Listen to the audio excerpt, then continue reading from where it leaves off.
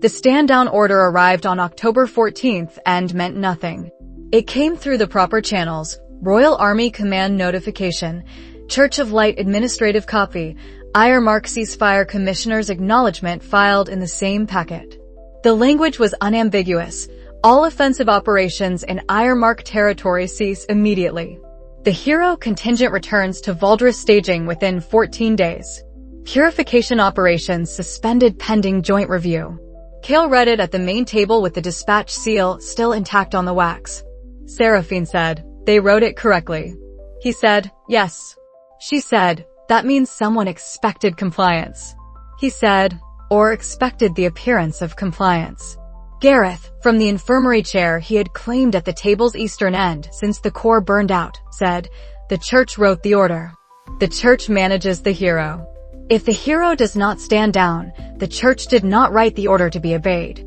Kael folded the dispatch once. "Or the order wrote through the church's hand and kept the steering active." Seraphine looked at the map. The northwestern Ironmark border region was marked in 3 red pins: Calder's Fold, Millhaven Trace, Thornwick Hamlet. The pins had been there since October 10th. Halvor's courier on the 16th added a 4th, Greymore Crossing. She said, "Greymore." He said, "I saw." She said, "After the stand down." He said, "Yes."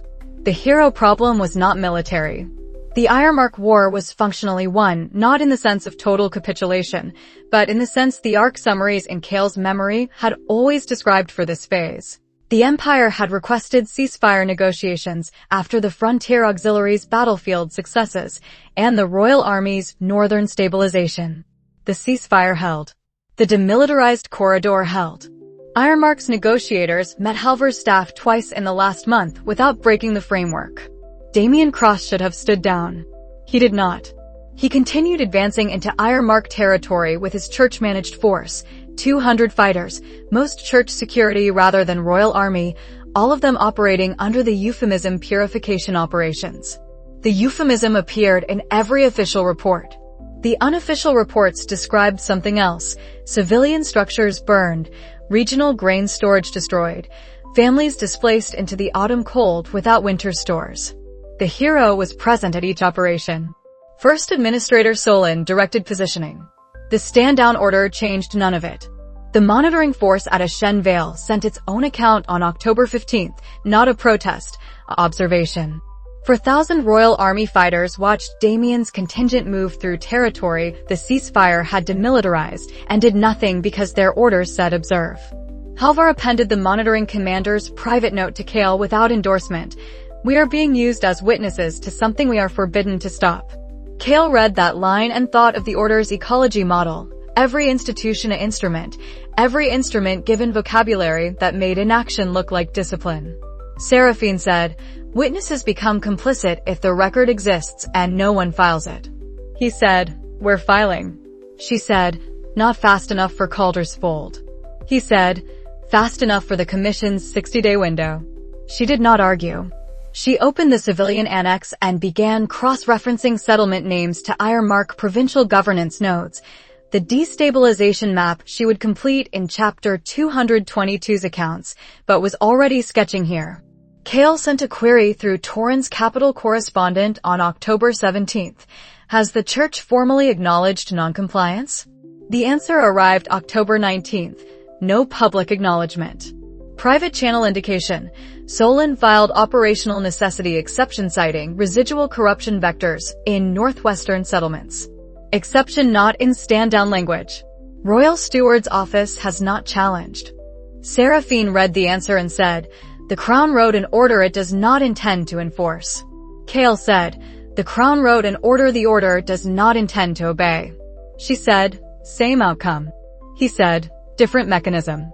If the Crown enforces, we have a political fracture between throne and church. If the Crown does not enforce, we have confirmation the Hero is not a Crown asset." Gareth said, "He's an order asset wearing church colors." Kael said, "Yes." Halvor's October 18th dispatch was the clearest statement of the problem's military geometry. Ceasefire framework intact. Ironmark negotiators remain engaged.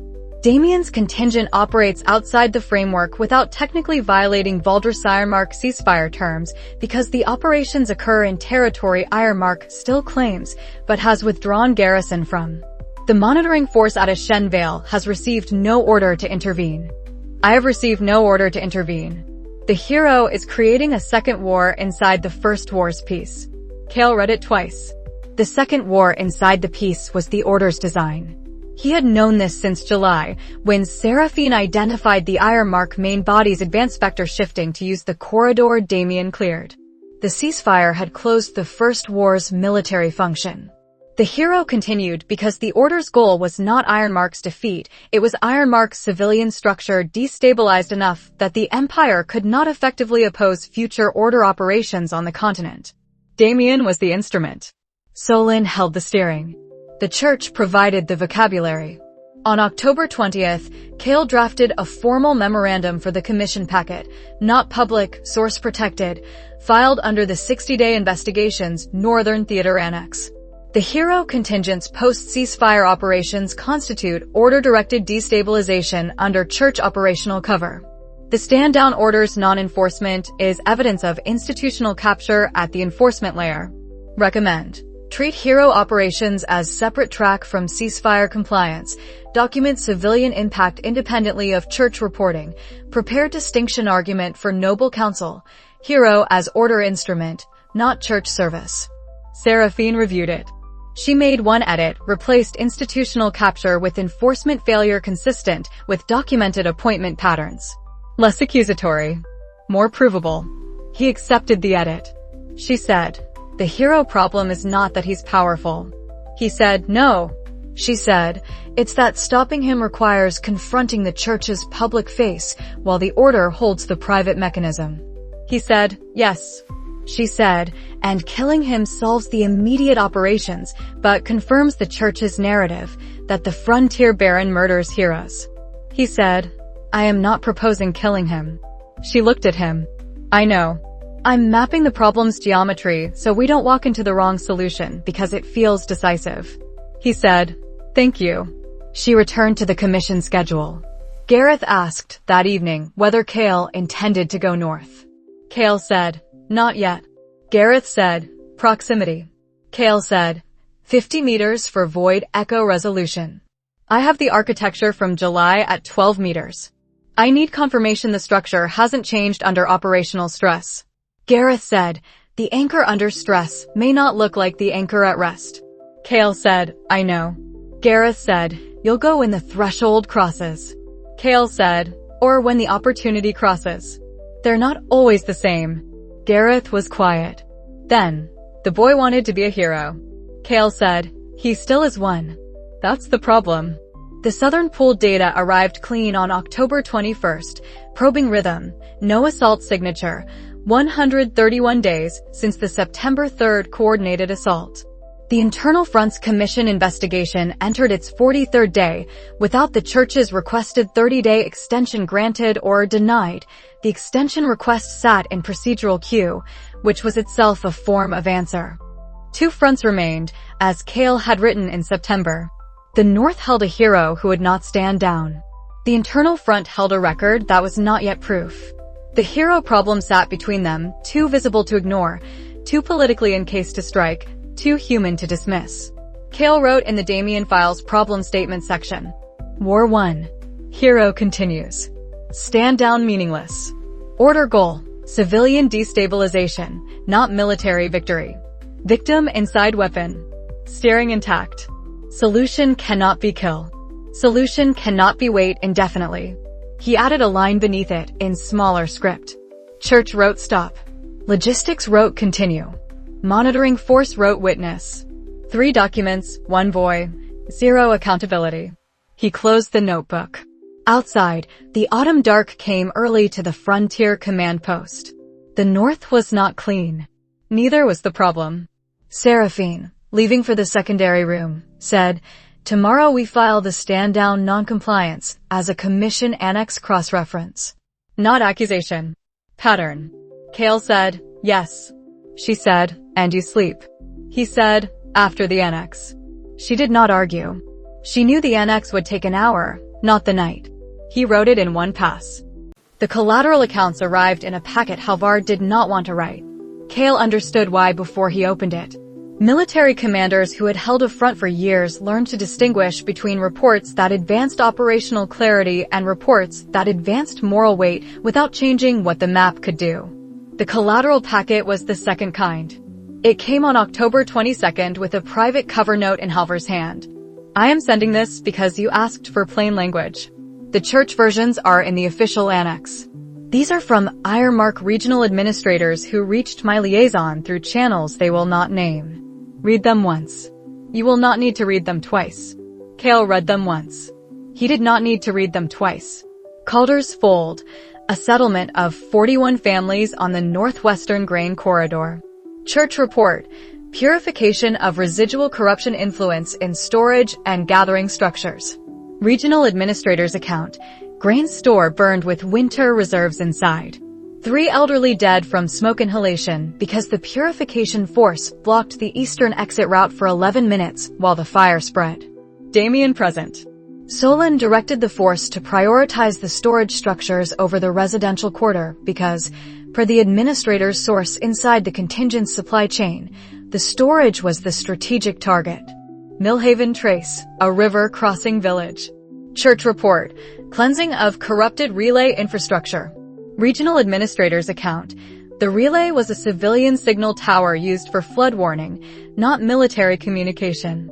The tower's destruction left 3 downstream hamlets without early warning capacity before the autumn rains. Damien's aura signature collapsed the tower in one engagement. No tactical necessity described by anyone on the ground. Solon filed the target list the night before from church administrative channels. Thornwick Hamlet, the account that made Seraphine set down her pen. A schoolhouse. 40 children in morning session. The purification force approached from the south. The teacher evacuated the children through the northern field path standard drill, practiced twice yearly because Thornwick sat near a border that had been contested for decades. The force did not pursue the children. They burned the schoolhouse and the teacher's residence and the village council hall. Church report, elimination of corruption congregation site. Regional administrator's account. The council hall held the village's land registry and birth records. The burning was not pursuit of fleeing targets. It was destruction of the village's administrative continuity. Damien stood at the perimeter during the burning. The administrator's source, a church supply clerk who had stopped eating regularly after Thornwick, reported that Damien asked Solon afterward why the schoolhouse was on the list. Solon's answer, overheard. The registry copies were the target. The rest is noise. The clerk sent the account out because he could not carry it alone. Kael entered each account in 3 places: the commission packet, the private document, the Damien file.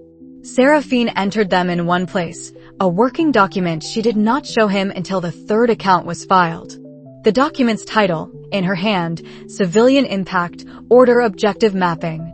She said, they're not random. He said, no. She said, Calder's Fold, Grain. Millhaven, Warning Infrastructure. Thornwick, Administrative Records. Graymore Crossing, from Halvar's the 18th Dispatch, Bridge Timbers and Ferry Licensing Office. He said, Civilian Logistics and Governance. She said, Destabilization. If the Empire cannot feed the northwestern border region, cannot warn it of floods, cannot prove who owns what land, cannot move goods across the crossing, the Empire cannot govern it effectively even after ceasefire. The Order does not need to win the war. It needs Ironmark too fractured to oppose what comes next.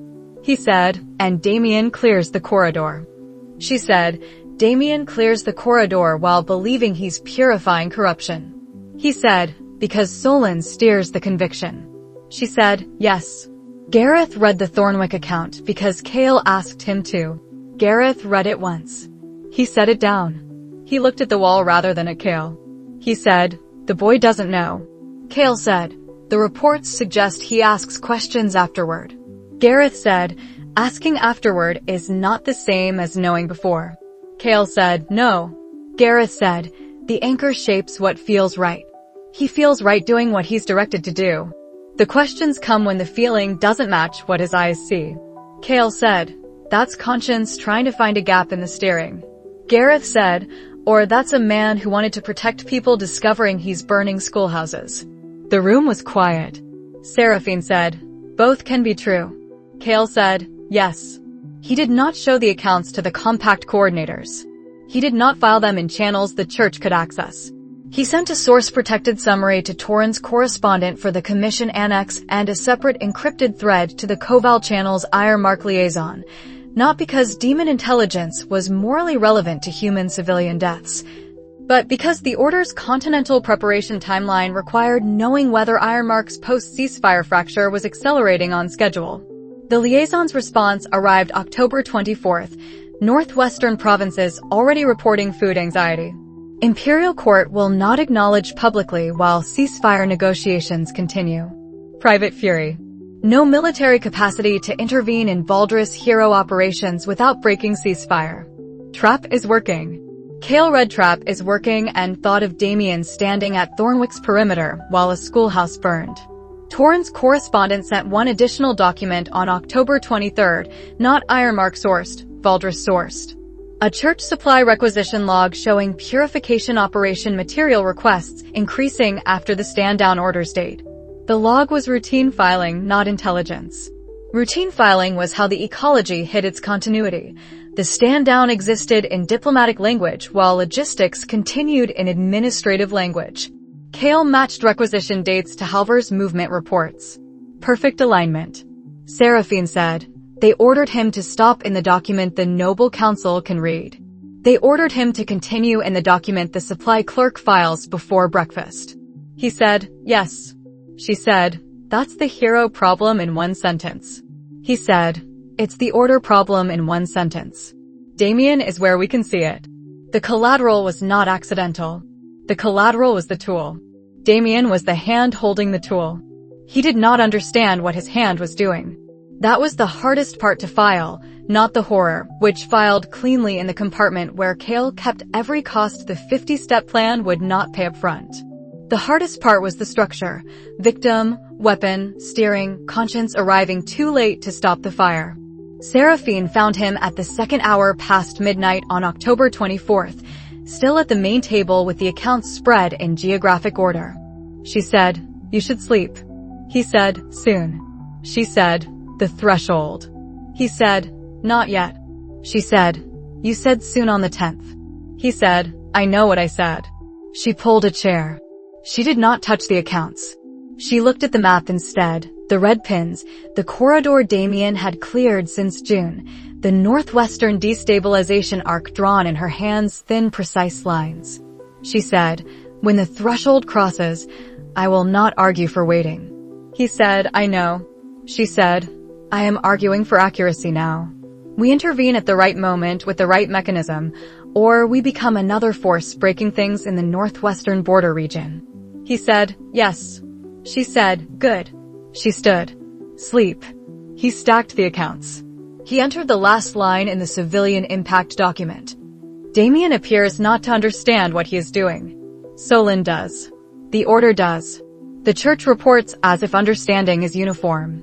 It is not. He closed the notebook. The accounts would not leave him. They were not meant to. Gareth, passing the table at dawn, said, you look like you read something that reads back. Kael said, it does. Gareth said, Damien. Kael said, the clerk who sent Thornwick out broke. That's in the account too. Gareth said, good clerks break sometimes. Bad institutions depend on them not breaking. Kael said, he broke. Gareth said, then we have one more person who knows the schoolhouse wasn't purification. Kael stacked the accounts for the last time that night. The incident happened on October 27th in Ironmark waters that were supposed to be neutral in every direction. The vessel was Selene flagged, merchant hull, coastal trade class, 12 crew, cargo manifest filed in Selene's Eastern Port Authority as agricultural tools and preserved goods bound for Ironmark's Western markets under ceasefire commercial exemption. The exemption existed precisely because Selene was a neutral power with its own hero organization and its own doctrinal relationship to the Church of Light, not subordinate, parallel. Attacking a Selene trade vessel was not a military decision. It was a diplomatic detonation. Halvar's dispatch arrived October 28 before the church's cover story had finished forming. At approximately 0400 hours, Damien Cross's contingent engaged a Selene merchant vessel at anchor in designated neutral trade waters northwest of Greymoor Crossing. Engagement lasted 6 minutes. Hull breached.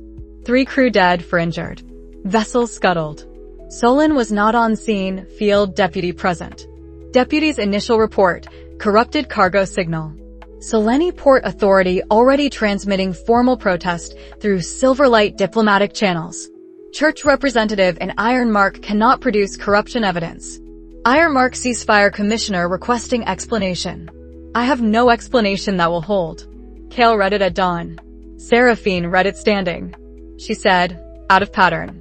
He said, yes. She said, Solon directs purification targets. A trade vessel is not a purification target.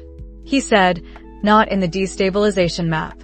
She said, unless the order wanted an international incident.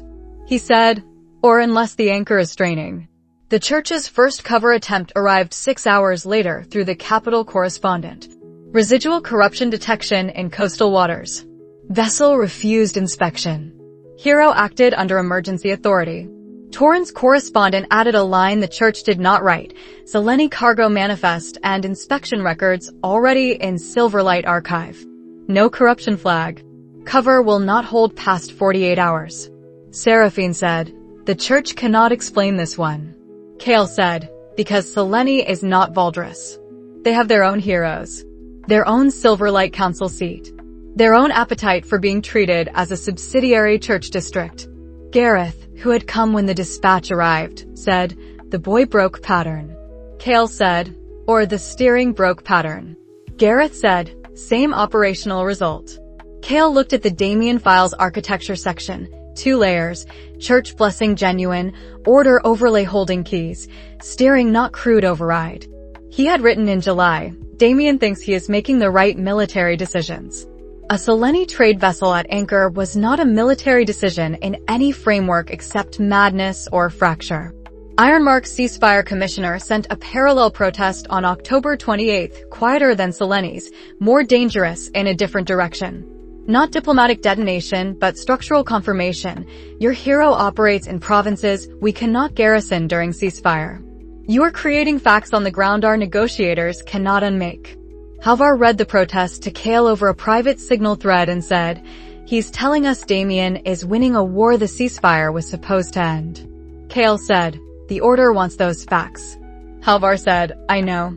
I'm telling you because my liaison officers are starting to ask why Valdris purifies Ironmark civilians while Ironmark negotiates in good faith. Kael said, what did you tell them? Halvar said, the truth I can afford, orders above my rank. Not the truth I know. The church is steering a boy past the map. The signal thread closed. Seraphine, listening from the secondary room doorway, said, Halvar just crossed a line. Kael said, he crossed it toward us. She said, good. We need him on the right side of the record when this fractures. Silverlight's response came faster than the church's second cover attempt. Not from the compromised channels Kael had mapped in the ecology model. From a different thread, Torrens Selene contact, flagged urgent, routed through merchant archive authentication rather than ecclesiastical filing. Silverlight Order Eastern Council requests full incident record from Valdris Church of Light. Provisional finding, engagement outside authorized purification mandate. Hero Contingent Operational Authority under review. Commander Sela Bright assigned preliminary investigation liaison. Seraphine said, Sela Bright. Kael said, World Bible contact. Genuine. She said, not compromised. He said, first genuine Silverlight leader we've interacted with if the thread holds. She said, the church built the public face. Silverlight holds doctrinal authority. If they turn, not politically, investigatively, the cover cannot survive. The field reports Halvar forwarded over the next 2 days filled in the fracture's shape. Damien had initiated the engagement without waiting for Solon's deputy's target confirmation. Unusual. The deputy had attempted to abort after the first minute. Damien had not responded to abort signals. The corruption detection claim originated in Damien's own field report. not church censor data. There was no censor data. 2 contingent fighters later told Halvor's liaison anonymously that Damien had been wrong in a way they had not seen before, not cruel, not enthusiastic, but disconnected, as if acting on a conviction that did not match the scene his eyes were seeing. One fighter used the phrase, like he was fighting something that wasn't there. Kael wrote that phrase in the Damien file and underlined it once. Anchor straining. Not override failure. The order's steering mechanism was more elegant than a leash. But elegance had tolerance limits. Push the instrument past the map Solon held, and the instrument might start finding its own targets inside the conviction the anchor manufactured. Or the person's conscience might be punching holes in the steering from inside. He did not know which yet. Both were dangerous. On October 30th, the church abandoned the corruption cover story. The replacement was worse because it was honest in the wrong direction. Hero contingent operational stress. Anchor stability review initiated. Solon recalled to Valdris for consultation. Field deputy assumes interim coordination. Solon recalled. Damien still in Ironmark territory. Kael read the notification and said, they pulled the steering hand and left the weapon in the field. Seraphine said, because recalling Damien is an admission they cannot control him publicly. He said, or because they want to see what he does without Solon. She said, experiment. He said, yes. Gareth said, either way, the northwestern border region is about to become less predictable. Kael said, it was predictable before only if you accepted the order's map. This is predictable in a different way, fractured geometry. The Seleni protest reached the Valdris capital on October 31st. Noble Council procedural notice, formal diplomatic incident, Silverlight investigation parallel track, Church of Light requested to produce hero engagement authorization chain. The Commission's 60-day investigation absorbed the incident into its northern annex without Kael filing a public motion. The incident was already in the record because the church could not keep it out. Seraphine watched the Capitol correspondence updates and said, the internal front just received a gift wrapped in 3 dead sailors. Kael said, we don't use it as a gift. She said, I know. We use it as evidence. He said, distinction matters. She said, always. At the command post that night, the southern pool data remained clean. The northern map gained a new symbol, not a red pin for settlement destruction, but a blue triangle for neutral waters engagement. Out of control was not the same as uncontrolled. Damien was still the hero. The anchor was still intact. The church had not released him, recalled him, or stood him down, only recalled Solon and initiated a stability review that existed in language no one on the ground could eat or sleep inside. The anchor was straining. Kael could feel it in the reports the way he felt structural stress in a wall before the crack showed, not yet collapse, but no longer clean.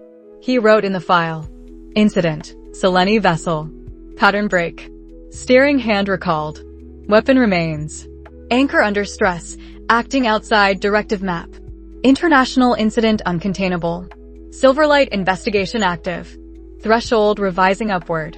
He closed the notebook. The north was less predictable. That meant sooner, not later. Seraphine, at the table when he looked up, said, Solon recalled is not Solon removed. The steering hand is gone. The steering damage remains. Kael said, and Damien is generating incidents the hand didn't choose. She said, which is worse for the order or worse for us, depends on the next 48 hours. He said, Bright's investigation is the lever. She said, then we lean on it before the church files reinforcement as doctrine. He returned to the file. The leaked report arrived through a channel Kael did not trust and therefore trusted enough to read. Torrens correspondent flagged it November 2nd. Silverlight preliminary investigation annex. Copy 3. Clerical duplication error authenticated. Recommend immediate read. Source will not survive a second transfer. Kael read it immediately. Seraphine read it over his shoulder because she had learned, over 3 years, that the most important documents in their work arrived when she was already standing near the main table. The report was church representative language, clinical, administrative, designed to convert human events into institutional vocabulary. What it described was not clinical. After the Seleni incident, Damien Cross locked himself in his quarters aboard the contingent's river barge for 18 hours. He refused meals. He refused operational briefings. The field deputy, Solon's interim replacement, a church security officer named Perrin who had no anchor training, filed 3 escalation requests and received no response. On the 18th hour, a church attendant entered with medical authority. The attendant found Damien sitting on the floor in the dark. The report's exact words: subject exhibited sustained tremor, ambient aura fluctuation irregular, responsive only after 4th verbal contact attempt. Damien said one sentence. The report quoted it without commentary, which was the only honest thing in the document. I didn't want that to happen. The attendant filed medical concern. The church representative's assessment, appended 4 hours later, used different vocabulary. Anchor instability episode. Recommend stability review continuation. Subject operational capacity presumed intact upon exit from quarters. No further action required at field level. The report included a medical appendix. Kael almost skipped vitals taken at hour 14 before Damien spoke. Heart rate elevated but rhythmic. Aura fluctuation logged as irregular amplitude, no discharge event. The attendant had noted, subject non-responsive to light comfort protocol. Standard blessing touch produced recoil. Light comfort protocol was what church field medics used on soldiers who had seen too much battle, a gentle aura contact meant to steady, not heal. Damien had recoiled from his own church's comfort. Kael read that detail 3 times. A steering mechanism that made afternoon conviction feel like righteousness would also make light comfort feel like violation, another person's warmth pressing against the overlay's keys, reminding the body that something sat between the core and the world. Seraphine said, when he showed her the appendix, he flinched from the church before he flinched from the guilt. Kael said, the church filed recoil as instability. She said, of course they did. Instability is a machine problem. Guilt is a person problem. Kael read the assessment twice. Seraphine said, they translated conscience into malfunction. He said, yes. Gareth, when shown the report, said, he knows. Kael said, he knows something happened that he didn't want. Whether he knows what he did fully, structurally, I can't resolve from a church attendance note. Gareth said, 18 hours in the dark is not malfunction vocabulary. That's a person. Kael said, yes. He read the report differently than the church intended. Anchor instability described a mechanism under stress, accurate at the architecture layer. Kael had written the same phrase himself in the file after the Selene incident. But the sentence Damien spoke was not mechanism language. It was regret language. The tremor was not combat aftermath. The darkness was chosen. The attendant's account suggested Damien had been shaking not from aura discharge, but from something the report's author did not have a category for. A 20-year-old who had wanted to be a hero confronting the gap between the story he lived inside and the scene his hands had made. Conscience fighting control. Not winning. Not silent either. Seraphine built a timeline on the secondary room wall, Thornwick, Greymoor, Selene vessel, 18 hours and quarters. She connected the nodes with 2 colors, red for order objective alignment, blue for pattern breaks. The breaks clustered after Thornwick. She said, the schoolhouse was the first question he asked aloud, per the clerk's account. The vessel was the first action outside Solon's map. The quarters were the first refusal to perform operational continuity. Kael said, escalating fracture. She said, or escalating conscience. He said, both accelerate the same problem. The order will respond to fracture by tightening the anchor or replacing the instrument. We respond by reaching the person before tightening wins. She said, how? He said, not from a command post at 200 kilometers. The Silverlight Investigation's second packet arrived November 3rd, not leaked, formally routed through Torrens merchant contact with Commander Sela Bright's authentication mark. Bright's cover note was 3 sentences. The church's stability review is containment, not remedy. I require independent access to the hero before this fractures into something Selene answers with heroes instead of protests. If you have a channel to Valdris Church Authority, do not use it. Use me. Kael read "Use me" and recognized the first genuine ally in the Silverlight layer he had been mapping since August. Seraphine said, "She's asking for collaboration." He said, "She's asking for leverage against the church's cover story." She said, "Same thing at this stage." He did not sleep on November 3rd. He read the attendance account again. He read Damien's sentence again. He thought of the academy assessment 4 years ago, the wrongness in Damien's aura, the wrongness of a person made into a weapon. He thought of July's coordination meeting, 12 meters, void echo resolution, the steering mechanism's elegant corrosive design. A person inside could fight it. Barely. With sentences in the dark. He thought of Damien at the academy assessment, earnest, answering questions about why he wanted to serve, believing the answers were his own. The church's stability review would call that boy operational capacity presumed intact. Kael called him still in there, fighting in the dark. On November 4th, before he sealed the request, he walked the command post's outer wall alone. The southern horizon was quiet. The northern horizon was not visible from here, only implied by dispatches, by red pins, by a sentence spoken in a dark barge cabin. I didn't want that to happen. Gareth found him at the wall's eastern corner.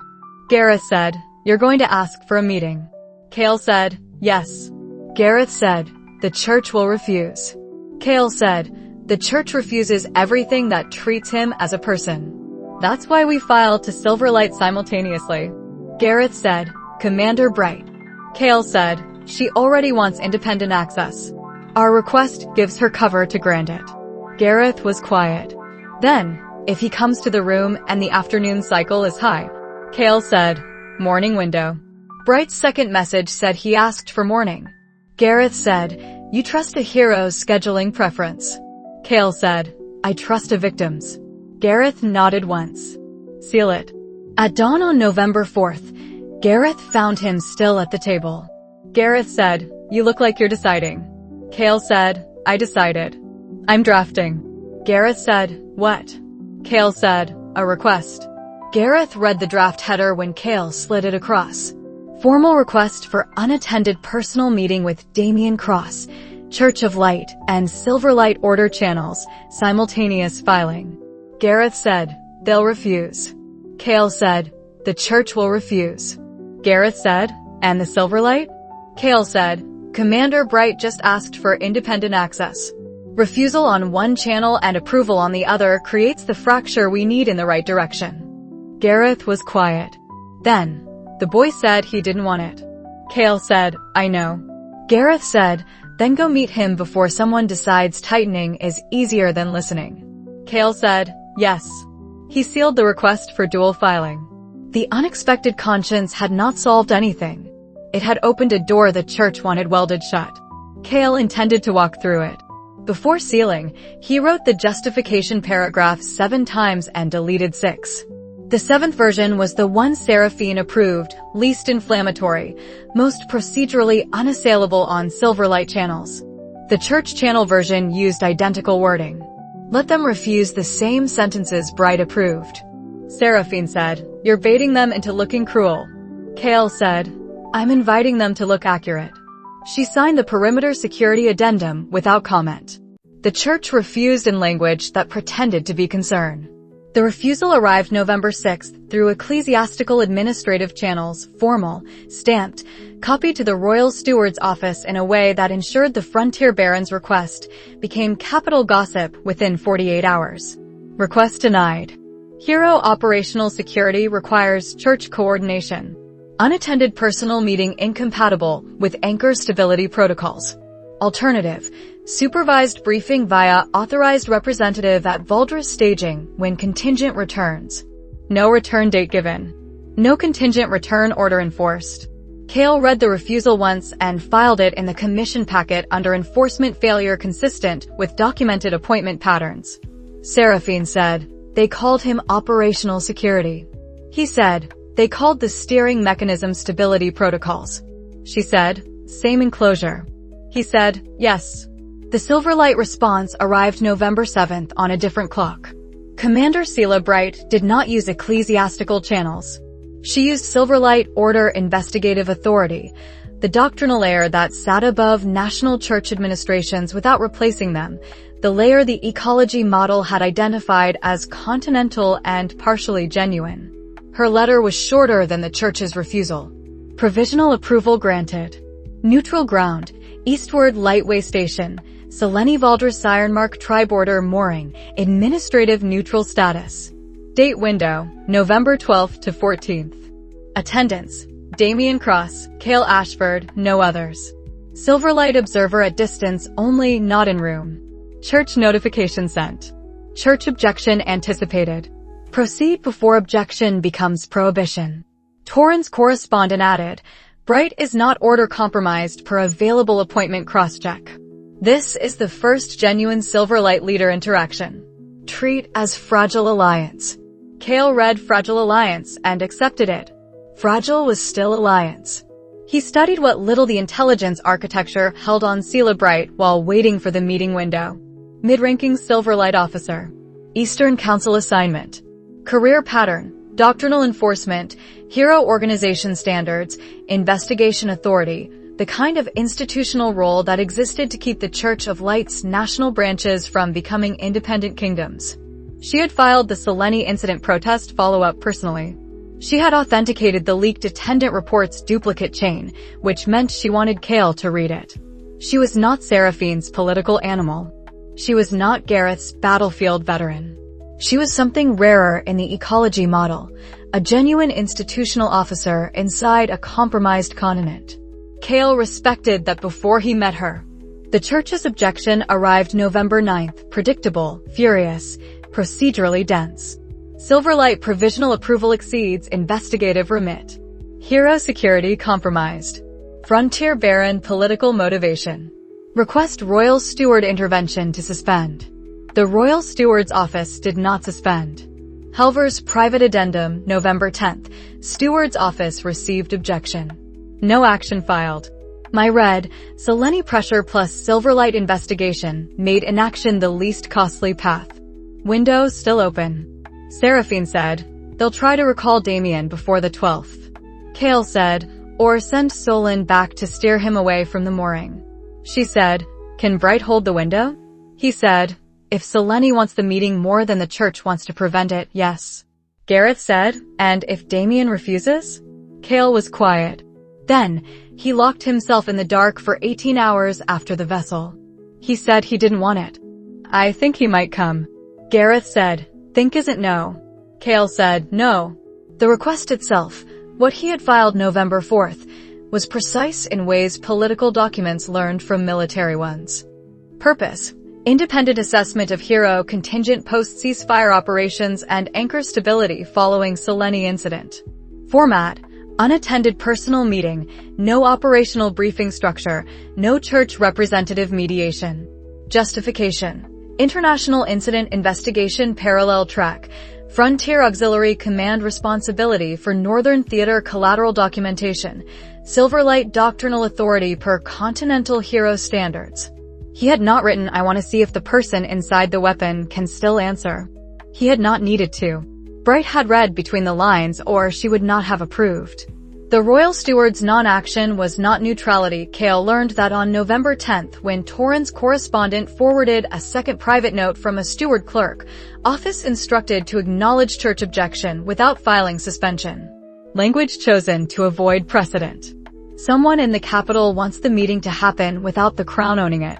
Political geometry again. Seleni pressure, Silverlight investigation, frontier documentation, Noble Council incident record, enough weight to make inaction the throne's least expensive posture without endorsing Kael publicly. Seraphine said, the crown is using you without helping you. Kael said, the crown is using the fracture without closing it. She said, same thing. He said, different leverage. She drafted a perimeter security plan for the mooring 400 meters, honor guard at distance, full extension, no compact fighters visible. If the meeting became trap or fracture, she would know before the room did. November 11th, confirmation from the field.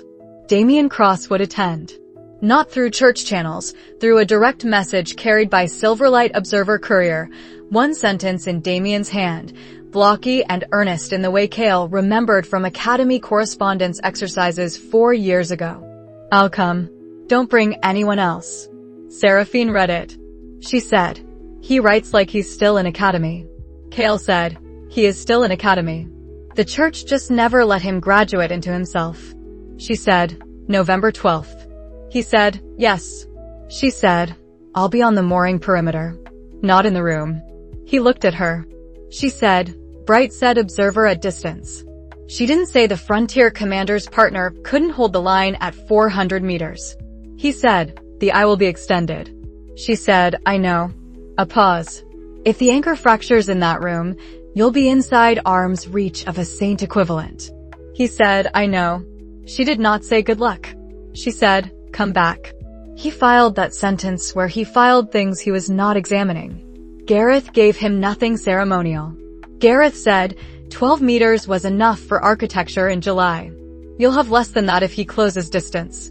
Kael said, "I won't run void echo in the meeting unless I have to." Gareth said, "Good. Listen first." Kael said, "Yes." Gareth said, "The boy wanted to be a hero." Kael said, "I remember." Gareth said, "Then treat him like one who still might be." Kael packed no weapons visible. He packed the spatial ring's intelligence records because he always did. He packed a copy of the attendance report, not to show Damien, but to remind himself why he was going. The church refused. The Silverlight granted. The request had become a meeting. The meeting had become a chance. Chances in this war were never clean. He left for the tri-border mooring at dawn on November 12th. The ride took 9 hours through autumn mud and relay stations that had learned not to ask why a frontier baron traveled toward neutral water without a banner party. Seraphine rode parallel on the eastern route with the honor guard, visible enough to satisfy protocol, distant enough to satisfy Bright's observer rules. At the final relay, a Silverlight courier met Kael with Bright's last instruction: no weapons in room. No void echo visible. If he asks what you are, tell him the truth you can afford. Kael said to the courier, "I can afford more than the church thinks." The courier did not smile. "Then afford it carefully." He reached the gangway at the second hour past noon. The mooring smelled of salt and wet rope, neutral ground, Kael thought, because no one had bothered to make it holy or royal or military. Just functional. Functional was rarer than any of those on this continent. Seraphine's honor guard was visible on the western pier at 400 meters, Calder's silver-blue banner furled, presence without intrusion. Bright's observer stood nearer, silver-light gray, notebook closed. Everyone performing the fiction that two people might speak alone while the world watched from respectful distance. Kael walked the gangway with empty hands and a full file in his head. The east berth room had no aura lamps. Morning light through salt-stained glass was enough. Enough, Kael thought, for a conversation that had to happen in daylight, Damien's own request, carried through Bright because the church would not carry anything that treated the hero as a person with preferences. He opened the door. The saint-equivalent warmth pressed against his diamond perception like weather. He stepped inside anyway. The eastward lightway station sat on a mooring that belonged to no kingdom cleanly. Selene administered the platform's maintenance. Valdris claimed historical transit rights. Ironmark's ceasefire commissioner had signed neutral access language in September that made the tri-border designation legal rather than merely customary. The way station's main room was stone and timber, lit by actual windows rather than aura lamps, a choice Kael appreciated because it meant the space had not been built to impress power. It was built to hold meetings no one wanted in any capital. Commander Sela Bright met him at the gangway. She was shorter than he expected, iron gray hair cut for function, silverlight insignia worn without ceremony. Her aura was gold, present, controlled, the signature of someone who had trained seriously and stopped pretending the training made her wise. She said, "Lord Ashford." He said, "Commander Bright." She said, "The church filed a last-hour prohibition request. I decline to honor it. You have 90 minutes before I am required to file observational report regardless of outcome." He said, "Understood." She said, "Damien is in the east berth. He arrived without Solon, without Perrin. With one Silverlight observer he tolerated and then asked to wait outside." A pause. He's frightened. Kael said, of me. Bright said, of the room. Of what he might say. Possibly of you. Order unclear. He said, thank you for the approval. She said, do not thank me yet. If this becomes a political disaster, I lose investigation authority. If it becomes a doctrinal correction, I keep it. You are not the only person gambling. He said, I know. She gestured to the east birth corridor. 90 minutes. Damien Cross filled the room before Kael finished entering. Not physically, the room was large enough. Aura-wise. The anchor-boosted presence sat in the air like heat from a forge door left open, light magic's warmth, the second quality that did not integrate. And beneath both a density that made Kael's diamond perception register saint equivalent, without the clean architecture a natural saint carried. Damien stood when Kael entered. He was taller than at the July meeting. Broader. The muscle density of years of combat training and aura amplification combined. His face was young, 20, maybe 21, with the specific exhaustion of someone who slept badly inside a story that had stopped making sense. He said, Kael Ashford. Kael said, Damien Cross. A pause. Damien said, we met at the academy. Kael said, spring assessment. 4 years ago. Damien said, you looked at me like you knew something. Kael said, I knew something was wrong. Damien's jaw tightened. Not anger. Something closer to shame. He said, everyone looks at me like I'm supposed to be something. Kael said, I'm not here for supposed to. They sat at opposite ends of the table because the table existed and standing was worse. Bright's 90 minutes did not include preamble. Kael did not offer one. Damien said, the church said you wanted operational assessment. Kael said, the church says many things. Damien said, Solon said you were political. Kael said, Solon says what he's directed to say. Damien flinched, micro, contained, real. He said, he's gone. Recalled. They sent Perrin. Perrin doesn't know how to talk to me. Kael said, I'm not here to talk to Perrin. Silence. The windows showed gray water and gray sky. A mooring line knocked against stone outside, rhythmic, indifferent. Damien said, why unattended? Kael said, because what I need to understand isn't in a briefing. Damien said, what do you need to understand? Kael said, whether the person who locked himself in the dark for 18 hours is still in the room with the hero. Damien went still. He said, you read that? Kael said, yes. Damien said, I didn't. He stopped. Started again. I didn't want the ship. Kael said, I know. Damien said, they said corrupted cargo. Kael said, there was no corrupted cargo. Damien's hands on the table were not trembling now. That might have been worse. He said, I believed it at the time. Kael said, I know that too. The first hour was not revelation. It was posture. Damien spoke in fragments, operational language when the fragments failed, storybook hero language when the operational language collapsed. He described purification operations the way a soldier describes orders he followed, because following was the only shape available. He did not describe Thornwick's schoolhouse until Kael named it, and when he did his voice dropped. I asked why the schoolhouse. He said, Solon said registry copies. He said, I told myself the corruption was in the records. He said, afterward I couldn't. He stopped. Kael said, couldn't what? Damien said, couldn't make it fit. Damien said, at the academy you didn't talk to me after. Kael said, I wasn't supposed to reveal what I'd seen. Damien said, what did you see? Kael weighed the room, 90 minutes, Bright's observer, no church mediator. Truth was a risk. Lying was a different risk. He said, 2 layers in your aura. 1 church. 1 not. The second one's steering the first. Damien went very still. He said, you saw that at 16. Kael said, 17. You were 16. Damien said, nobody else. He stopped. Solon said it was blessing integration variance. Kael said, Solon knew. Damien's hands curled on the table. Not toward Kael. Toward himself. He said, how long have you known? Kael said, for years since confirmation. 9 years since suspicion. Damien said, and you didn't. Kael said, I didn't have a way to help until now. The silence that followed was different from the earlier silences, not fracture, not cycle rise. Recognition. Damien said, "You came because you think you can undo it." Kael said, "I came because you asked when you stopped protecting people." I think the person who asked that deserves a chance to answer for himself. Physically imposing. Profoundly uncomfortable in his own skin. Kael saw it the way he saw battlefield geometry, not as metaphor but as measurable fact. Damien sat like someone wearing armor under the skin, too heavy, wrong-shaped. When he moved, the movement was careful, as if afraid the body would do something without him. The anchor's boosted aura filled the room. The person inside it occupied too little of the space. Like someone wearing a suit 2 sizes too large who had forgotten what his own size was. Kael had met powerful people before, diamond commanders, demon champions, gold political operators. Power usually settled into them. Damien's power sat beside him, or on him, or around him, never quite seated where a person's power should live. He said, "You asked for unattended."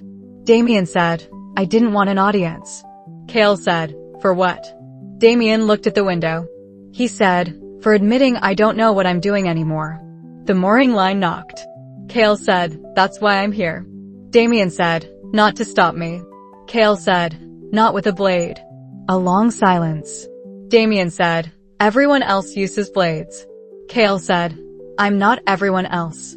At minute 87, Bright's observer shifted in the corridor. Audible footstep, professional reminder. Damien stood when Kael stood. The aura pressure increased involuntarily, not threat reflex. Kael held still. Damien said, "Will you tell them I'm unstable?" Kael said, "I'll tell them you're still in there." Damien stared at him. He said, "That's worse." Kael said, "Maybe." Damien said, "Will there be another meeting?" Kael said, "If you want one." Damien said, He exhaled. "Yes." Kael left the east berth room with the measurement complete. Not architecture yet, he had not run void echo, had not closed distance below conversational range for resolution. But enough. The person was still inside. The suit was still too large. 90 minutes had not solved anything. It had confirmed the problem was human. That was the only ground worth building on. Bright met him at the exit corridor.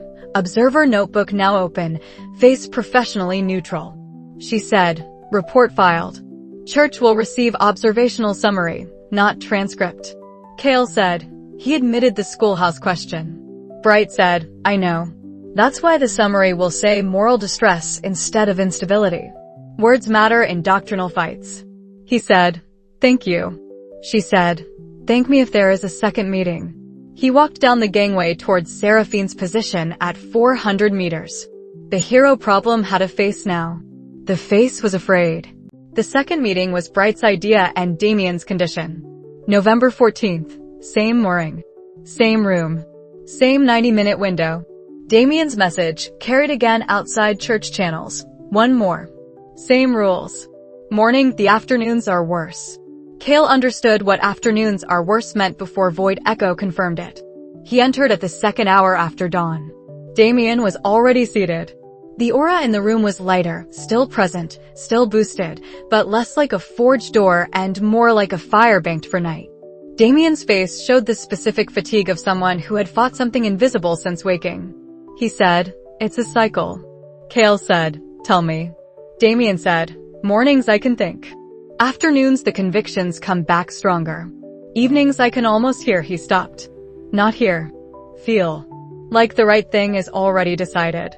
Kael said, "And you execute." Damien said, "I have." He said, "I don't always remember deciding." Kael closed the distance to 4 meters, not for conversation, for measurement. Void echo at low resolution, 15-minute window, architecture only. He had promised himself not to run it in the first meeting unless necessary. It was necessary now. The anchor's outer layer, church blessing, light magic, genuine amplification, showed the same designed incompleteness he had resolved in July. The inner steering layer sat against it, mechanical, darker, holding keys. But the junction between them was not static. It pulsed. A daily rhythm, not clock precise, body precise. Low in the morning. Rising through afternoon. Peak near dusk. Damien's afternoons are worse was not metaphor. It was the anchor's activation cycle compressing the steering mechanism's grip on the incomplete channels in the blessing. At the low point, the keys did not fully seat. At the low point, the person could speak without the conviction fully pre-written. Kael filed the rhythm with the precision of a man who had just been handed the first surgical datum he had hoped for.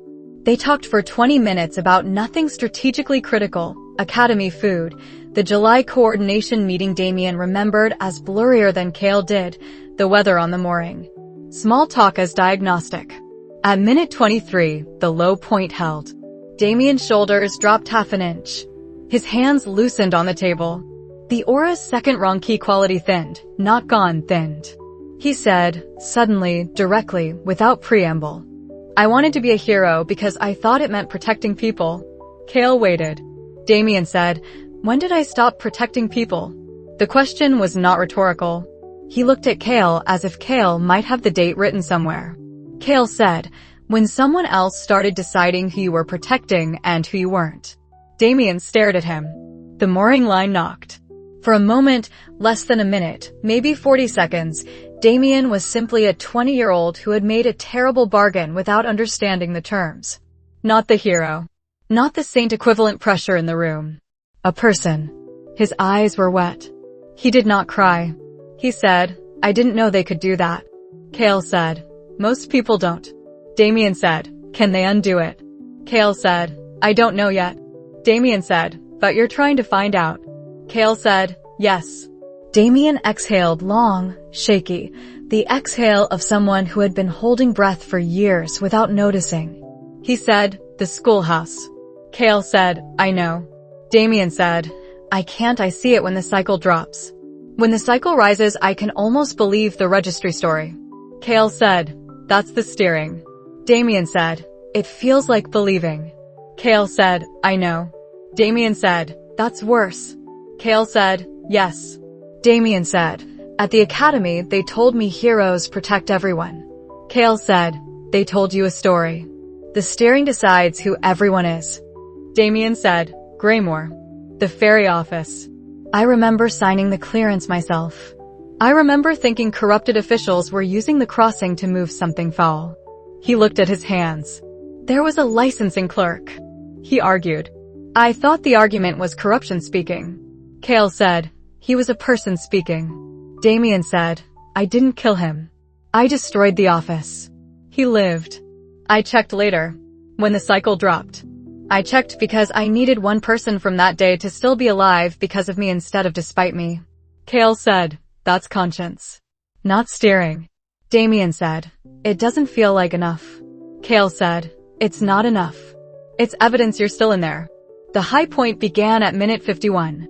Kael felt it before Damien's posture changed, the keys seating, the conviction returning like tide. Damien's jaw set. His hands tightened. The warmth in the aura sharpened. He said, you should go.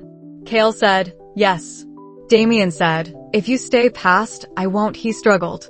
I can't guarantee what I say when it rises. Kael said, I understand. Damien said, will you come again? Kael said, when the cycle allows. Damien said, morning. Kael said, morning. Seraphine met him on the perimeter dock. She said, well. He said, daily fluctuation. Low point morning. His voice comes through. She said, enough for surgery. He said, enough to know surgery might be possible. Not enough to attempt it. She said, the void echo. He said, record the order layer. Pull it out. Leave the church blessing if boundary holds. I've been writing architecture since October. Now I have timing. She looked at the east berth corridor. She said, he's still in there. Kael said, yes. She said, good. She did not smile. That's not good for the map. That's good for the person. He said, yes. She said, those are diverging categories again. He said, I know. Gareth read the rhythm notes that evening. Gareth said, morning voice. Afternoon weapon. Kael said, simplified. Gareth said, accurate enough. Kael said, he asked when he stopped protecting people. Gareth was quiet. Then, what did you say? Kael told him. Gareth said, true. Kael said, yes. Gareth said, he won't like true. Kael said. He liked it less than the lie. He still listened. Gareth rolled the notes closed. The real Damien is the morning one. Kael said. The real Damien is both. That's why we don't kill him. Gareth said. I didn't suggest killing him. Kael said. Seraphine will. Gareth looked at him. Kael said. Not from cruelty. Gareth said. I know. The command post was quiet. The North held a person who surfaced in the morning and drowned in the afternoon. Kael had a time window and a sentence and an architecture sketch. He did not have permission. He had never needed permission to do the right difficult thing. He needed a method that would not destroy the person while removing the weapon. That was the next problem. And it was his alone until he could prove it was possible. He opened the secondary room that night and pinned the cycle chart beside the July architecture sketch, morning low, afternoon rise, dusk peak. He marked the void echo resolution windows in blue. He marked the meetings in green. He marked the church tightening team's travel route in red, arriving November 22nd dawn, unless Bright's delay held. Seraphine watched him pin the red line. She said, for days. He said, for days to build a method that should take months. She said, then don't sleep like you have months. He said, I won't. She left him the lamp oil and did not argue further. The North held a person who surfaced in the morning. Kael had 4 days to learn how to keep him surfaced. Bright sent a third meeting offer through the courier at dawn November 15th. Damien had asked for one more morning, same rules, before the tightening team arrived. Kael accepted before Seraphine finished reading the message. She said, you're building trust. He said, I'm building timing data. She said, both. He said, yes. The ride back to the command post took 9 hours in reverse. Seraphine met him at the relay where their routes converged. She did not ask about the morning voice first. She asked, did the cycle hold long enough? He said, 40 seconds of clarity. Maybe 50. She said, enough to know he's in there. He said, enough to know removal is worth attempting. She was quiet for a mile. Then, and if attempt fails. He said, we already wrote the fallback. She said, I needed to hear you say it out loud. He said, elimination if catastrophic failure. She said, good. Not satisfaction. Acknowledgement. They rode the rest of the way without speaking. Kael could not kill Damien Cross. He understood this not as sentiment, but as structure, the same way he understood that assaulting the order directly failed because the ecology reconstituted from whatever remained. Killing Damien solved the immediate purification operations. It also confirmed every narrative the church needed, destroyed the first genuine Silverlight Alliance threat, turned Commander Bright's investigation into martyrdom fuel, and the part that did not strategize. Ended a 20-year-old who had asked when did I stop protecting people with wet eyes and a morning voice. Not because Damien was too powerful, though he was. Saint equivalent boosted aura in an afternoon cycle was not a duel Kael would enter without preparation he did not yet have. Diamond against boosted Saint was geometry, not courage. Geometry could be solved, but not in a hallway decision made from outrage. Because Damien was a victim. The Order had taken a person who wanted to be good and transformed him into a weapon. The weapon had burned grain stores and schoolhouses and scuttled a Selene vessel. The person had locked himself in the dark and said, I didn't want that to happen. Killing the weapon killed the person. There was no clean separation line on the battlefield that Kael would accept. He wrote it in the private document November 15th because writing forced precision. Elimination option. Operationally available at collateral threshold. Politically catastrophic. Morally unacceptable. Victim and weapon coextensive. Anchor removal or neutralization required. Lethal solution fails ecology model, church martyr narrative, and fails person and weapon constraint. Seraphine read it without comment. Then she said, unacceptable is a strong word. He said, I mean it. She said, I know you mean it. She did not argue yet. That came later. Gareth did not argue at all. Gareth said, the void echo. Kael said, record the order layer. Erase extraction boundary. Leave blessing if possible. Gareth said, you've never done it on a living person. Kael said, no. Gareth said, Saint equivalent structure. Kael said, no. Gareth said, 70% is a lie you'll tell yourself until you have numbers. Kael said, I don't have numbers yet. Gareth said, when you do, you'll hide them from her. Kael looked at him. Gareth said, I've known you 9 years. Kael said, yes.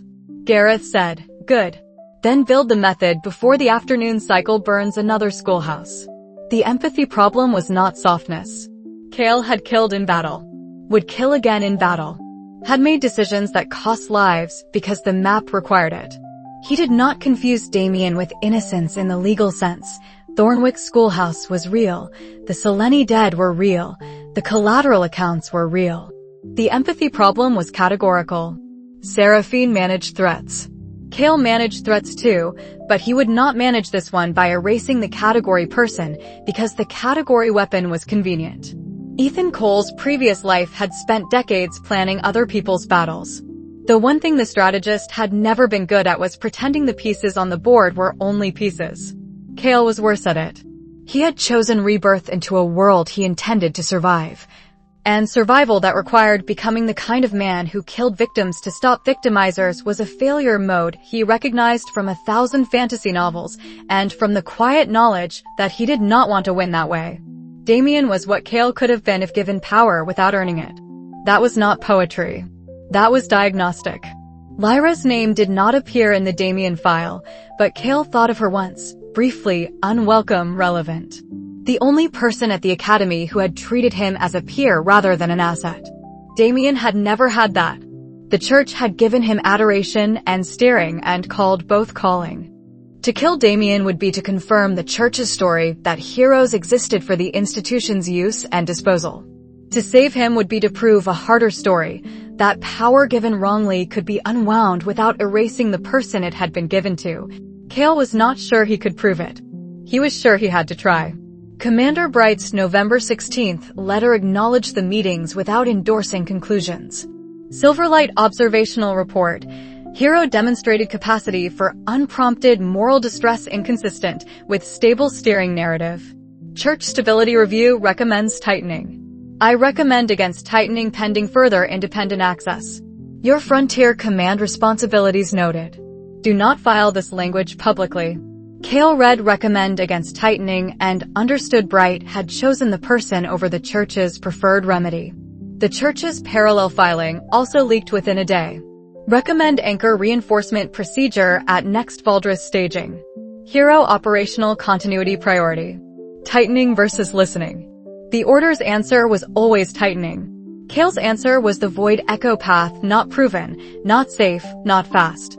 He stood on the northern ridge above the command post on November 17th with the sovereign's eye extended and thought about empathy as operational constraint. If he killed Damien, the northwestern destabilization stopped. If he killed Damien, the order lost an instrument and gained a story. If he killed Damien, the morning voice stopped asking when it had stopped protecting people. If he did not kill Damien and could not remove the anchor, the collateral continued until Seraphine's threshold arrived, and her threshold was not cruelty, it was arithmetic. The empathy problem was that the arithmetic was not wrong. It just was not complete. He came inside at dusk. Seraphine was at the main table with the civilian impact document open. She said, "You've decided." He said, "Yes." She said, "Removal." He said, "Void echo extraction of the order layer. Church blessing boundary preserved if possible." Damien left with his core and his morning voice. She said, "Timeline." He said, "Research first. Practice on inert constructs. I won't touch him until the boundary math is real." She said, "And if research says impossible?" He said, "Then we argue." She said, "We were going to argue anyway." He said, "Yes." She looked at him for a long moment, the violet eyes, the composure that was not performance. She said, "I don't accept your constraint." He said, "I know." She said, "I don't think you're wrong about the person." He said, "But." She said, "But the weapon is pointed at the world." He said, "I know." She said, "Good. Then we argue properly tomorrow. Tonight you sleep." He said, "The empathy problem doesn't sleep." She said, "No. You do." He slept 3 hours. The empathy problem kept watch. It would not strategize around. That was the point. November 18th evening, he began the research notes Bright's letter had made urgent. Inert constructs first, boundary theory second, living core last. Master Aldous' space magic notes from the Academy Annex copies sat beside his void echo rotation log. 8 types. Recording function. Erasure component of dark magic not yet paired with extraction on anything larger than a captured spell matrix. He wrote the first research header. Void echo extraction, order layer only. Church blessing boundary. Living core. Untested.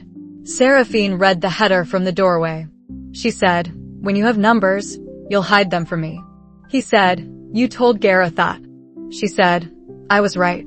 He said, "You'll be outside the room anyway." She said, "I'll be outside the room with a fallback plan you don't like." He said, "I know." She closed the door. He worked until dawn. Gareth came at the 5th hour with tea he could not drink and left without speaking, the infirmary version of blessing. Kael drank it anyway. The empathy problem and the research problem were the same problem wearing different coats. How to touch a living structure without treating the person inside it as expendable. He turned the page.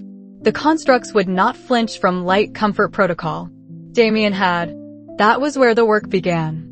Seraphine found him at the 7th hour, still at the secondary room table. She said, "You need food." He said, "I need boundary math." She set bread and salt fish beside the Aldous notes. "Eat while you calculate." He ate while he calculated. It was the closest thing to truce the disagreement allowed. Seraphine stated her position without cruelty on November 18th at the main table with the civilian impact document between them like a third participant. She said, "Damien is a weapon pointed at the world." Kael said, "He's a person inside a weapon." She said, "I am not arguing the person isn't there.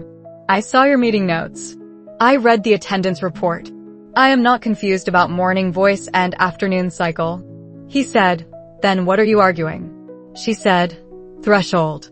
She tapped the document, Calder's Fold, Millhaven, Thornwick, Greymore, the Selene vessel dead in blue ink. She said, "At some threshold of collateral damage, the cost of the weapon exceeds the cost of eliminating it. We are past Calder's Fold for the map. We are not yet past my threshold for action. We are approaching it quickly." Kael said, "Define quickly." She said, "One more operation like Thornwick. Or one incident outside the northwestern destabilization map, another neutral flag, another schoolhouse, another registry fire that kills someone in the building. The church's tightening recommendation lands in the field, the afternoon cycle wins, and the morning voice stops surfacing long enough to matter." He said, "You think tightening will erase him?" She said, "I think tightening will erase the person we need for removal. I think elimination becomes the only operational option if removal window closes." He said, "Elimination." She said, "Kill him." The word sat in the room without ornament. Kael said, "No." She said, "I heard you the first time. I'm telling you what happens if your method fails or takes too long." He said, "I know what happens." She said, "Do you?" He looked at her. She did not look away. Her pragmatism was not the Duke's pragmatism. It was not the Order's pragmatism dressed in better clothes. It was the pragmatism of a woman who had ridden to a demon champion with a white banner because the map required it, and who would order a killing if the map required that too, and who would carry the cost without pretending the cost was cleanliness. She said, "I am not wrong that the weapon is pointed at the world."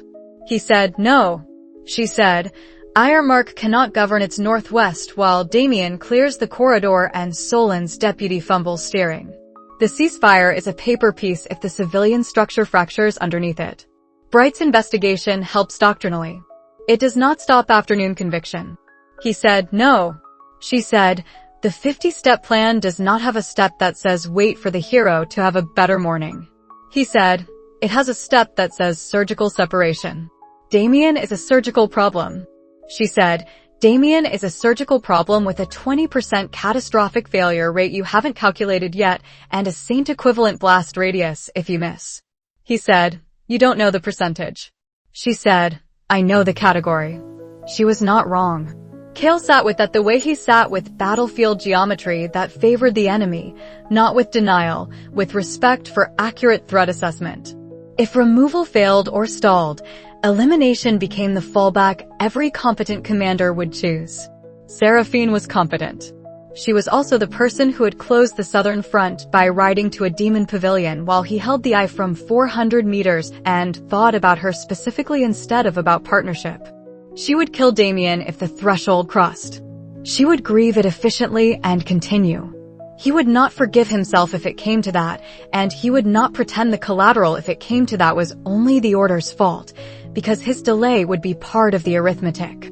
She said, "I'm not asking you to like the fallback." He said, "I know." She said, "I'm asking you to acknowledge it exists." He said, "I acknowledge it." She said, "And?" He said, "And I don't accept it as the primary plan." She said, "Good. We agree on something." Gareth listened from the infirmary doorway without entering. When Seraphine left for the commission correspondence queue, Gareth said, "She's right about threshold." Kael said, "Yes." Gareth said, "You're right about person." Kael said, "Yes." Gareth said, "This is the disagreement." Kael said, "Part of it." Gareth said, "The other part is you think you can engineer a third option." She thinks third options are luxuries until proven. Kael said, "Accurate." Gareth said, "Prove it fast." November 19th, church tightening procedure scheduled for November 22nd at Valdres staging, field notification, not public. Bright's observer sent warning through encrypted thread. Seraphine read the date. She said, "For days." Kael said, "Research starts today." She said, "If tightening lands before you have boundary math." He said, "The morning voice may not survive." She said, "Then my fallback becomes your timeline." He said, "I know." She said, "I'm not threatening you." He said, "I know that too." She exhaled, controlled, precise, the breath of someone managing anger that was not quite anger because the opponent was not an enemy. She said, "I am afraid you will die trying." The sentence landed differently than the kill word. He said, "I'll be outside arm's reach of afternoon cycle when I try." She said, "That's not what I meant." He said, "I know." She walked to the window, the command post's northern slit, useless for seeing the north, useful for looking at something that was not him. She said, "In Arc 5 you told me the prisoners were intelligence assets and also people. You held both." "I held both. We released them because the map allowed a third option." He said, "Yes." She said, "I need a third option here. I am not asking you to abandon it. I am asking you to see what happens if the third option arrives after tightening erases the morning voice." He said, "I see it." She said, "And?" He said, "And I still won't make elimination the primary plan." She turned from the window. "I know. That's why I'm afraid." Her pragmatism was clear. Stated without cruelty. Not wrong about the weapon. Not wrong about the threshold. Not wrong about the clock. Kael's refusal was not a disagreement with facts. It was a disagreement with which facts got to win when facts collided. He would not sacrifice the victim to solve the victimizer's damage. She would not let the victim's category protect the world from the victimizer's output past a measurable line. They were both doing their jobs. The jobs were incompatible until someone built the third option or the threshold crossed. Kael intended to build. Seraphine intended to count. The count had 4 days before tightening. He opened the Void Echo research notes and began. That night she filed the mooring perimeter plan with Calder's honor guard, not for the meeting past, for the attempt ahead. For 100 meters. I at full extension. Medical kits for aura collapse, not sword wounds. She did not tell Kael she had ordered the kits. He would have accepted the logic and hated the implication. Gareth, from the infirmary, reviewed the kit list and said nothing about it to Kael either. Some preparations were kindness dressed as pragmatism. Some were pragmatism dressed as fear. Seraphine did not sort them. She filed both under necessary.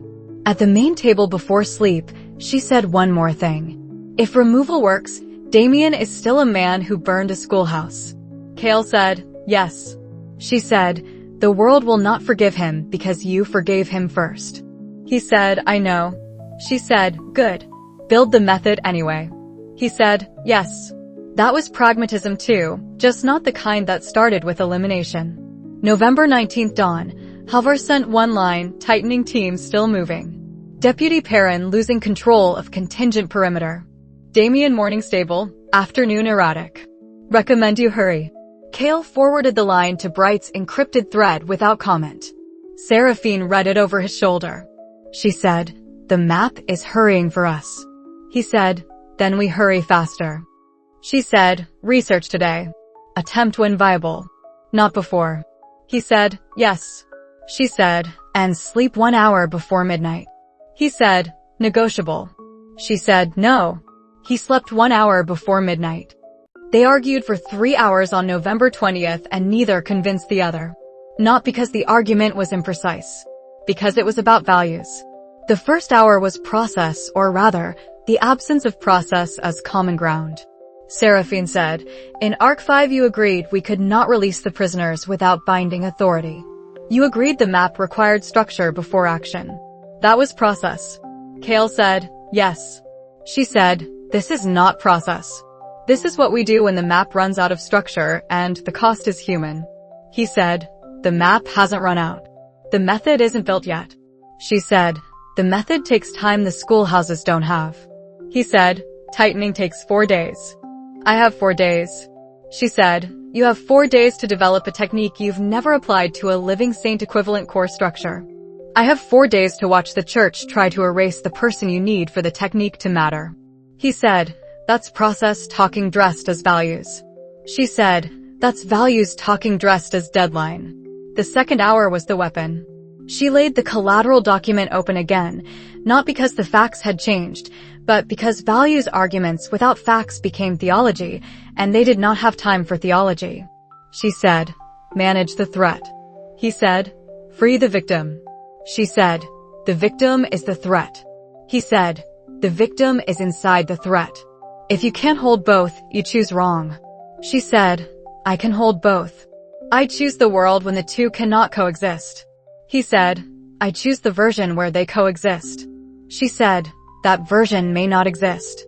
He said, then I build it.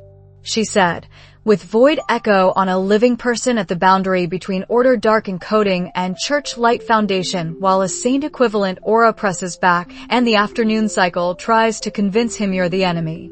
He said, yes. She said, that's not a plan. That's a prayer. He said, it's a plan with unknown probability. Different category. She said, in Arc 5 the unknown probability was whether the demons would honor release. We prepared binding authority anyway. He said, and if release failed. She said, we had contingencies. Not elimination of the prisoners. He said, because they weren't weapons pointed at civilian grain stores. She said, because we had time and structure. I am telling you we may not have time. He said, then help me buy time. Bright. Commission. Murring. Don't spend November 21st preparing elimination while I research extraction. She was quiet. Then, fair. The third hour was the first disagreement's ghost. Arc 5, prisoners, binding authority, structure before action. They had argued then too. He remembered Seraphine wanting faster political exposure, him wanting the commission chain complete before the Noble Council burned their ammunition early. Process. Sequencing. Neither wrong. This was different. He said, the first argument was about when. She said, this one is about whether. He said, whether the victim gets sacrificed to arithmetic. She said, whether the world gets sacrificed to category. He said, you think I'm being sentimental. She said, I think you're being you. I think I'm being me. I think the continent doesn't care which of us is more noble. He said, the continent isn't who I answer to. She said, who do you answer to? He said, the version of the solution that doesn't require me to become someone I won't live with afterward. Silence. The command post's lamps burned low. Outside, the Southern Pool courier had come and gone, still clean, still probing, still 140 days since the September assault. The war's other fronts waited while they argued about one person in a too large suit of power. She said, I won't live with elimination easily either. He said, I know. She said, I'll do it if I have to. He said, I know that too. She said, and you won't forgive me. He said, I'll forgive you. I won't forgive the necessity. Neither convinced the other. That mattered. If one had convinced the other, someone would have been performing agreement to end the fight. Kael had learned Seraphine's tells too well to mistake performance for resolution. Her jaw was set. Her voice was level. Her anger was cold where it needed to be hot and hot where it needed to be cold. She believed in managing threats to prevent greater harm. He believed in finding the version of the solution where the victim was not sacrificed to solve the victimizer's damage. Both beliefs were load-bearing. Remove either and the partnership became a hierarchy. The compromise arrived in the 4th hour, not because they were tired, though they were, but because Gareth sent a note through the infirmary boy. Church tightening team departed Valdres staging. ETA field November 22nd on. Bright attempting delay. Do not spend November 21st arguing. They looked at the note. Seraphine said, compromise. Kael said, state it. She said, attempt removal first. Void echo extraction of order layer. Morning cycle window. Bright's mooring or equivalent neutral ground. I hold perimeter. If it fails catastrophically, core collapse, berserk without anchor, afternoon weapon at full saint equivalent, without steering, my approach becomes fallback. He said, define catastrophically. She said, you die. He dies. Or he kills civilians in the attempt's aftermath. Any of those. He said, partial success. She said, we assess. We don't assume. He said, and if research says boundary impossible before the 22nd. She said, we delay tightening if Bright can delay. If she can't. He said, we attempt anyway. She said, no. He said, Seraphine. She said, attempt removal first with viable boundary math. If boundary math is not viable, we do not experiment on a living person because you cannot accept elimination. That is sentiment wearing research clothes. He stared at her. She said, I am not forbidding the attempt. I am forbidding suicide dressed as principle. The compromise settled. Attempt removal first, when boundary math was viable, not before. If removal failed catastrophically, her approach became fallback. If removal could not be attempted in time, they renegotiated, not pretend agreement. Neither convinced the other. Both could work. Kael wrote the compromise in the private document. Values disagreement logged. Removal primary if viable. Elimination fallback on catastrophic failure. Threshold for fallback defined. Bright delay critical path. Research, November 20th to 21st. Seraphine added one line beneath his. I will be outside the room. He did not examine why that sentence felt like the trust arc filing itself in operational language. He returned to the void echo notes. The disagreement remained. The work continued. Arc 7 was not clean. It was not supposed to be. The North still held a hero who drowned every afternoon. Kael had until dawn on the 22nd to learn how to pull a recording out of a living core without taking the person with it. Seraphine would count. He would build. The compromise was not peace. It was a truce between two people who loved the world differently and had decided the world still needed both of them. That was enough to work with. For now. November 20th night, Bright's encrypted thread confirmed delay attempt. Tightening team travel slowed by Selene protest procedures. Arrival pushed from November 22nd dawn to November 23rd midday at earliest. 24 hours bought, not 4 days. Kael read the message and did not celebrate. Seraphine said, 24 hours. He said, enough to test boundary on inert constructs if I don't sleep. She said, sleep anyway. A tired surgeon misses the line. He said, you're using my metaphor. She said, I'm using your plan. He looked at her across the compromise document. Values disagreement logged. Removal primary if viable, elimination fallback on catastrophic failure. Neither convinced the other. Both would be in the room when the line was drawn, one inside, one outside, both holding the same fear with different names. He returned to the void echo notes. Arc 7 was not clean. It was not supposed to be. The work continued. Outside, the Southern Pool Courier's horse shifted in the yard. 140 days quiet, probing rhythm unchanged. The war's closed front holding while the open front narrowed to a single living core, and the clock Bright had bought them ticked toward November 23rd. Kael wrote the last line of the night. Removal viable pending construct tests. Fallback defined. Disagreement logged. Proceed.